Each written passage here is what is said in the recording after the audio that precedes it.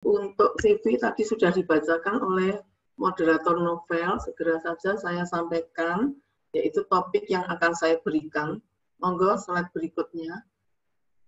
Saya akan menyampaikan mengenai gangguan emosi dan perilaku akibat dari adiksi internet. Topik bahasan yang akan saya sampaikan adalah latar belakang. Yang kedua adalah batasan mengenai adiksi internet, beserta dampak-dampak adiksi internet pada anak dan remaja. Juga bagaimanakah peran orang tua dalam penata laksanaan adiksi internet ini. Dan yang terakhir adalah tata laksana yang bisa kita lakukan bersama untuk menanggulangi adiksi internet ini. Nah, pada era saat ini, khususnya era pandemi, anak-anak dengan generasi alfa itu sejak kecil memang sudah mahir menggunakan smartphone. Nah, saat pandemi, anak-anak lebih banyak di rumah sehingga penggunaan handphone semakin meningkat. Saat new normal, orang tua yang saat ini kebanyakan dengan pendidikan tinggi mulai disibukkan dengan pekerjaan. Dan anak-anak sudah mulai aktif sekolah, walaupun lewat daring. Nah, hal ini dalam pengalaman klinis sering kami itu mendapatkan orang tua mengeluh. Karena orang tua itu tidak bisa menstimulasi anaknya, karena harus bekerja di luar rumah, terutama orang tua yang anaknya lebih dari satu. Mereka sering menanyakan bagaimanakah bisa mendampingi pembelajaran anaknya dengan secara efektif. Nah, seperti kita ketahui bersama bahwa penggunaan internet yang berlebihan maka akan berdampak pada gangguan emosi dan perilaku yang meresahkan orang tua dan lingkungan. Di berbagai media hampir setiap hari dibicarakan mengenai gangguan emosi dan perilaku anak akibat adiksi gadget. Antara lain yaitu anak sampai membenturkan kepala ke tembok saat orang tua meminta anak menghentikan untuk bermain gadget. Atau bahkan anak-anak ini mengalami halusinasi, berteriak-teriak, melawan orang tuanya. Bahkan banyak yang membolos sekolah sampai 4 bulan. Bahkan sampai terjadi kekerasannya karena keinginannya untuk bermain gadget tersebut. Hal ini tentu meresahkan kita semua dan perlu mendapat perhatian klinis.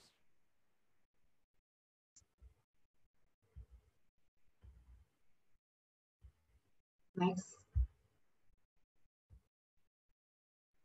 Penggunaan internet itu memang dari generasi ke generasi. Di mana sejak kelahiran tahun 1995 sampai 2009, itu dikenal istilah dengan digital natives atau penduduk asli digital. Jadi komunikasi memang saat itu sudah mulai dengan internet khususnya yang banyak digunakan seperti yang disampaikan pemateri pertama yaitu internet by smartphone. Nah, anak-anak sekarang terlahir dari generasi milenial dan generasi Z, di mana kedua orang tuanya memang sudah mengenal handphone. Jadi sejak kelahiran anak-anak itu sudah terpapar dengan internet khususnya lewat smartphone dari ayah dan ibunya. Next. Nah, memang angka penggunaan smartphone cenderung selalu mengalami peningkatan. Data-data di seluruh dunia itu cenderung mengalami peningkatan 5 tahun terakhir. Data dari APJI menyatakan bahwa penggunaan internet itu 60,8% pada anak-anak usia prasekolah dan usia remaja. Di Asia Tenggara, 98% orang tua itu mengizinkan anaknya menggunakan smartphone. Karena memang smartphone juga bisa untuk mediasi pendidikan, pembelajaran selain hiburan. Jadi saat ini kita tidak bisa lepas dari handphone. Next. Permasalahan-permasalahan yang dihadapi dalam kondisi pandemi yaitu karena orang tua sudah mulai bekerja dan anak sudah mulai sekolah, maka orang tua sering mengkhawatirkan kondisi anaknya. Nah, hingga sejak tahun 90 oleh yang tadi disebutkan oleh pemateri pertama, memang ada istilah baru yaitu nomofobia. Nomofobia adalah adiksi internet, khususnya adiksi smartphone.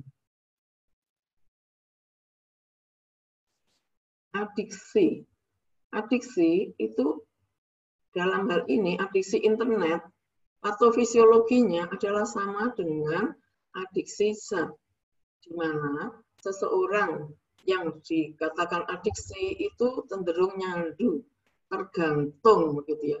Dia menggunakan internet yang berlebihan waktunya, sehingga mengganggu kegiatan sehari-hari. Misalnya anak sekolah, maka prestasinya akan menurun.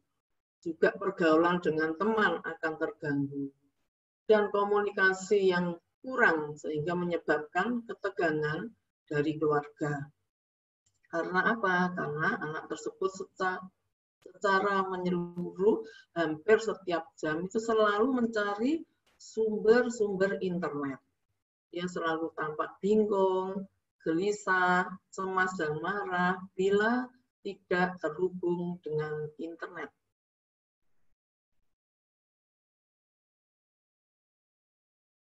Berikut adalah indikator dari kecanduan internet. Jadi anak atau remaja tersebut selalu tertuju kepada internet. Dan kebutuhan untuk terpapar dengan internet ini semakin hari semakin meningkat. Yang diharapkan hanya misalnya batasannya 1 jam, dia akan setiap hari bertambah waktunya untuk terpapar dengan internet, semakin bertambah. Dan semakin tidak nyaman jika dalam kondisi jauh dari handphonenya. Bahkan pada remaja sering berbohong, menyatakan bahwa sedang belajar, padahal dia sedang berselancar dengan dunia maya. Dan hal yang terbanyak yaitu sering penggunaan internet atau smartphone itu adalah suatu sarana untuk melarikan diri dari permasalahan. Baik dengan teman, orang tua, maupun dalam pembelajarannya. Nah, adiksi internet perlu penelitian lebih lanjut. Namun, yang perlu mendapat perhatian kita bersama, bahwa internet gaming disorder yang merupakan bagian dari internet, gangguan adiksi internet itu sudah masuk dalam salah satu kriteria diagnosis di DSM-5. Jadi, penggunaan internet yang terus-menerus, yang minimal 5 gejala sebagai berikut, dan berlangsung dalam waktu 12 bulan secara terus-menerus, akan menimbulkan gangguan mental dan emosional bagi para penggunanya. Di mana orang itu selalu preokupasi. Preokupasi itu artinya orang selalu ingin terpapar dengan internetnya. Dan selalu gelisah bila berhubungan dengan internetnya. Terus selalu meningkat ya, kebutuhannya selalu meningkat. Dia cenderung menarik diri, di mana tidak mampu mengontrol partisipasi dalam permainan game. Dan minat dan hobinya itu yang dulunya senang berolahraga, dengan teman, misalnya itu dia cenderung menyendiri.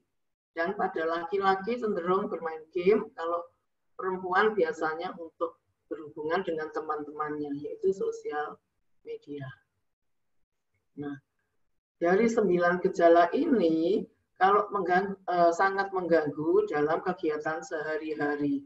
Tetapi yang perlu digarisbawahi, apabila memang pekerjaannya menyebabkan seseorang itu harus terpapar dengan internetnya, maka itu bukan suatu gangguan, tapi suatu kebutuhan.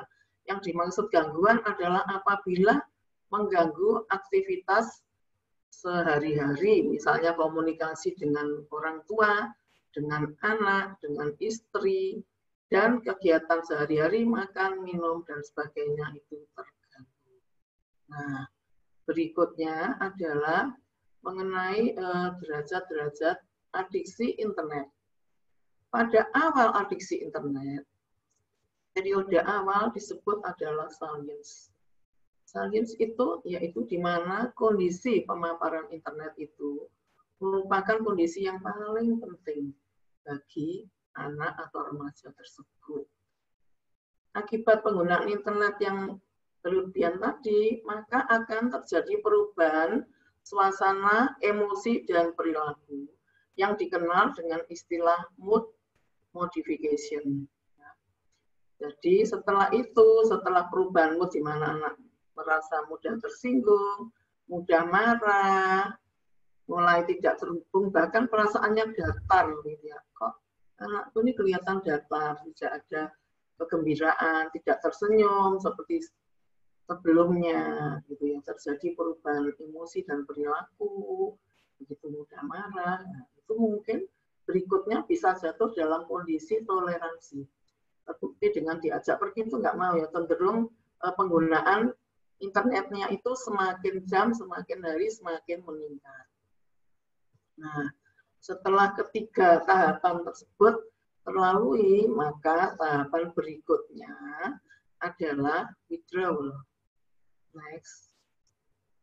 Nah, withdrawal itu artinya adalah dia kalau tiba-tiba disuruh berhenti, ya, sering orang tua itu merasa bingung saat anaknya direbut ya internetnya itu, smartphone-nya, anaknya itu akan marah, memukul-mukul kepala, menyerang, menjambak rambutnya, itu mungkin dalam kondisi withdrawal. Nah, anak dalam kondisi withdrawal tentu saja menimbulkan konflik antara anak itu sendiri, dalam diri anak itu sendiri. Jadi sebetulnya dalam diri anak sendiri juga mengalami ambivalensi, di mana anak itu sebetulnya merasa bahwa dia itu tidak ingin terpapar dengan smartphone-nya dalam jangka waktu yang lama, tetapi dia tidak bisa menghentikannya. Dan juga anak mengalami rigiditas itu, nggak apa-apa deh, aku bermain hanya sebentar saja, gitu ya. Dan yang terakhir yaitu impulsivitas. Jadi dia tidak bisa menunda keinginannya segera bermain HP. Nah, hal ini yang menimbulkan konflik interpersonal dengan orang tua, dengan teman, dengan guru, dan lingkungan sekitarnya.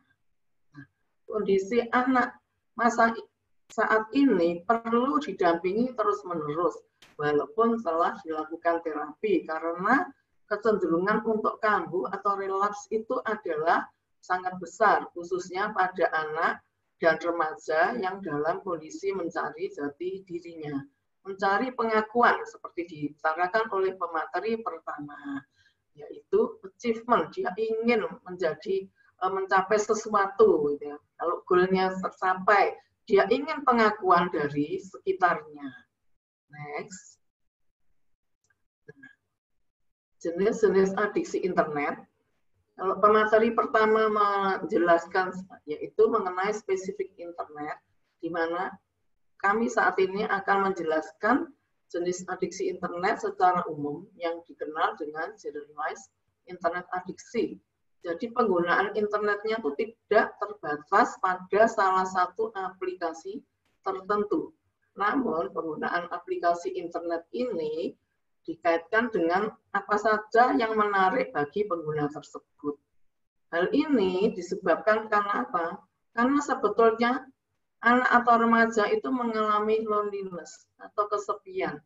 Dia merasa tidak diperhatikan, tidak diperlukan, ya. Orang tuanya sibuk, gitu ya. Dia merasa seorang diri, jadi mencari teman lewat internetnya itu. Nah, juga karena mungkin pada remaja yang pemalu, pendiam, ya, jadi dia cenderung mencari teman. Nah, temannya lewat dunia maya. Inilah yang disebut generalized internet addiction. Nah, yang kedua yaitu specific internet addiction, seperti diterangkan oleh pemateri pertama, yaitu bisa net compulsion, jadi bisa judi karena internet itu, bisa karena apa namanya berbelanja berlebihan, bisa cyberseksual, atau bisa karena cyber relation, jadi dia mencari relasi lewat internet, atau gangguan obsesif kompulsif. Nah, demikianlah jenis-jenis adiksi internet yang dapat saya jelaskan pada webinar kali ini. Next. Nah, apa sih penyebab kecanduan internet? Itu yaitu salah satu zat yang menyebabkan kecanduan internet, yaitu disebut feel chemical neurotransmitter, yaitu adalah dopamin, di mana dopamin itu menimbulkan rasa kesenangan. Dopamin diproduksi oleh ventral tegmental area dan lewat mesokortikal dan mesolimbik akan diteruskan ke daerah nukleus accumbens. Nah, nukleus accumbens ini yang bertanggung jawab terhadap rasa kesenangan, mengatur emosi, dan bertanggung jawab terhadap ketergantungan ini. Di mana dari nukleus accumbens akan disimpan memorinya ke dalam hipokampus. Nah, hipokampus nanti akan diteruskan ke amigdala, di mana amigdala itu merupakan pusat emosi, yang menyebabkan anak atau remaja itu cenderung ingin sekali menggunakan handphonenya tadi untuk menimbulkan rasa kesenangan, kepuasan, mencari pengakuan jati diri, dan sebagainya. Next. Nah, di sini saya ingin menjelaskan kenapa anak dan remaja dengan ketergantungan terhadap internet itu perlu dibawa ke psikiater anak dan remaja untuk dilakukan terapi kognitif dan perilaku. Hal yang mendasari adalah penggunaan internet yang berlebihan sebetulnya menimbulkan stres pada anak dan remaja tersebut. Nah, stresor itu akan memengaruhi neurotransmitter yang terutama tadi adalah dopamin. Selain itu juga epinefrin dan non-epinefrin. Itulah yang menyebabkan anak itu jadi gangguan tidur, gangguan konsentrasi, gangguan emosi. Di mana stresor ini juga akan memengaruhi HPA akses, di mana ACTH akan memproduksi kortisol, di mana kita tahu kortisol itu produksi yang meningkat dari kortisol akan meningkatkan kecemasan dan depresi. Nah, penggunaan internet yang berlebihan dapat menyebabkan fungsi kognitif yang terganggu, sehingga anak-anak itu cenderung jatuh dalam kondisi adiksi internet. Jadi dia tidak bisa mengendalikan emosi-emosinya. Secara otomatis dia akan selalu berusaha untuk mencari sumber-sumber internet tersebut.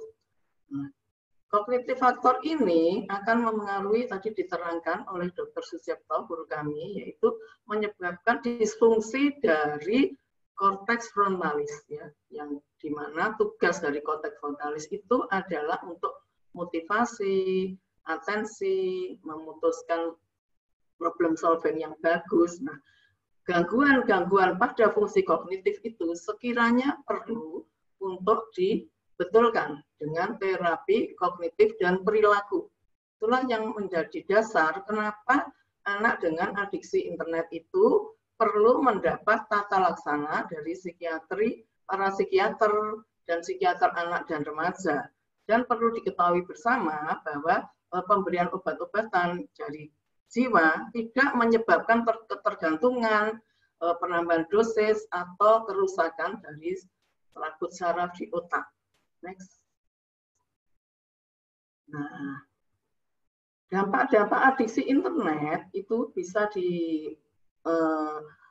dibagi dengan lebih spesifik, misalnya kalau usia prasekolah, di mana perkembangan sensori motorik anak yang berkembang dengan cepat.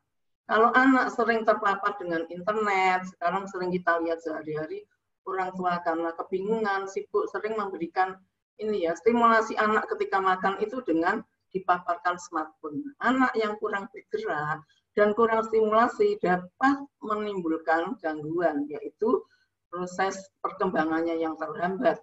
Misalnya, banyak anak yang datang ke klinik dengan gangguan lambat berbicara atau gangguan tidur, di mana anaknya masih kecil tapi kok tidurnya larut malam, juga semakin sulit untuk makannya. Dan yang bisa merugikan juga dia bisa menirukan konten-konten di gadget. Karena anak di bawah 9 tahun itu masih penuh dengan fantasi. Dia tidak bisa membedakan antara kenyataan dan apa yang dipaparkan di smartphone-nya tersebut. Menginjak usia sekolah dan remaja, anak akan menjadi sulit berkonsentrasi karena dia selalu preokupasi terhadap internetnya. Nah, anak-anak dan remaja banyak dikeluhkan orang tuanya. Tuh, anak saya tuh sulit sekali belajar, ya. Sering terpapar dengan internetnya, sering menunda pekerjaannya. Jadi tugasnya menumpuk, sering marah, memukul saudaranya karena dilarang bermain HP, bahkan sampai dibanting. Karena gerakannya terbatas, juga banyak yang dikeluhkan karena kegemukan. Yang membahayakan yaitu kondisi selham. Seperti kita ketahui bersama, kondisi selham ini cukup mengkhawatirkan, terutama di remaja. Hampir setiap hari di klinik kami menjumpai kasus-kasus selham pada remaja. Tidak hanya remaja putri, remaja putra juga banyak yang mengalami hal seperti ini. Dan remaja ini sering datang sendiri tanpa sepengetahuan orang tuanya ke klinik untuk mencari pertolongan. Dan kondisi yang cukup membahayakan yaitu risiko penyalahgunaan zat dan gangguan jiwa berat berupa halusinasi akibat terpapar smartphone-nya dalam jangka waktu yang sangat lama. Demikian gangguan-gangguan akibat adiksi gadget yang sekiranya perlu untuk perhatian kita bersama. Ini dari penelitian meta-analisis yang kami ambil dari jurnal tahun 2014 dan ada juga dari jurnal yang terbaru tahun 2020. Dikatakan dampak adiksi internet ini sering komorbid dengan gangguan yang dikenal dengan istilah ADHD. ADHD adalah gangguan pada anak yang ditandai dengan gejala inatensi. Jadi anak itu sangat tidak memperhatikan, sering melamun di kelas, daydreaming, kelihatannya itu mendengarkan tetapi tidak bisa menyelesaikan tugas-tugasnya. Perhatiannya mudah teralih, barangnya sering hilang. Kalau menyelesaikan tugas, nah ini yang sering menimbulkan konflik.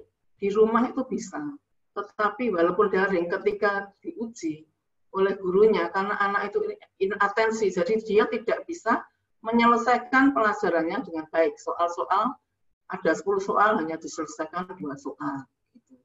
Dan juga anaknya itu hiperaktif.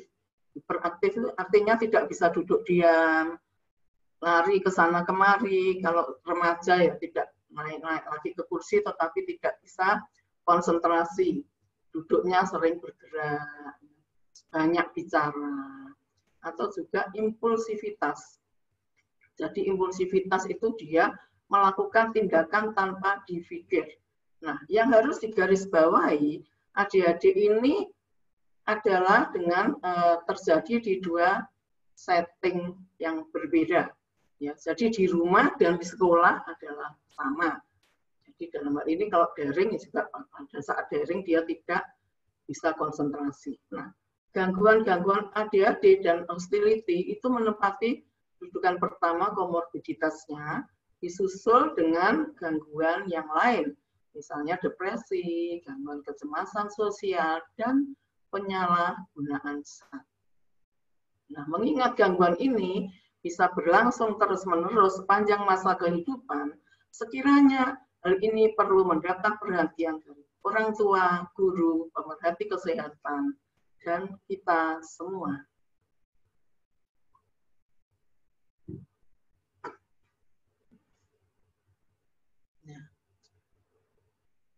Dari penelitian meta-analisis, ternyata faktor-faktor protektor yaitu keluarga sebagai mikrokosmos, faktor inti dari perkembangan anak berdasarkan teori perilaku ya, permasalahan perilaku dinyatakan bahwa perilaku itu akan membentuk kepribadian, di mana interaksi antara kepribadian dan lingkungan itu akan memengaruhi perilaku anak dan remaja. Nah, gangguan emosi dan perilaku ini akan dapat diatasi apabila terjalin komunikasi efektif antara orang tua dan anak, sehingga konsep diri pada anak akan meningkat dan kohesi dan resiliensi keluarga akan tercapai, sehingga tercipta harmonisasi dalam keluarga. Dengan harmonisasi keluarga, maka anak akan belajar dengan baik. Berikut adalah batasan-batasan penggunaan dari internet.